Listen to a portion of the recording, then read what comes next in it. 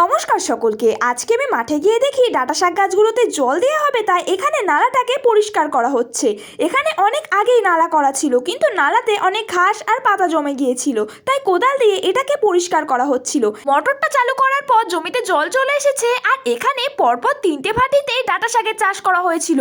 এই ভাটির ডাঁটা শাকগুলো একটু ছোট ছোট ছিল, আর এর পাশের যেই ভাটির ডাঁটা শাকগুলো সেগুলো একটু বড় বড় ছিল, আর তার পাশের ভাটির ডাঁটা শাকগুলো এখনো বেরোয়নি, মানে সবেই জমিতে বীজ বোনা হয়েছে। আর দেখো কত সুন্দরভাবে জল এসে ডাঁটা শাকের মাটিগুলোকে ভিজিয়ে যাচ্ছে। আর আজকে আমি জানতাম এই ডাঁটা শাক খেতে জল দেয়া হবে, কিন্তু তারপর দেখি লাউ খেতেও জল দেয়া হচ্ছে। লাউ খেতে জল দেয়া হয়ে যাওয়ার পর আমি সোজা চলে গিয়েছিলাম আলু খেতে। আর আলু খেতে আসার পর দেখি এখানে কিছু কিছু আলু গাছ বেরিয়েছে, কিছু কিছু আলু গাছ বেরোয়নি, আর কিছু কিছু আলু গাছ একটু বড় বড় হয়েছে। আর এর পাশের জমিতেই দেখো সর্ষের চাষ করা হয়েছে। এই জমিতে অর্ধেক কালো সর্ষে আর অর্ধেক সাদা সর্ষের চাষ করা হয়েছে। তো এই ছিল আজকের ভিডিও।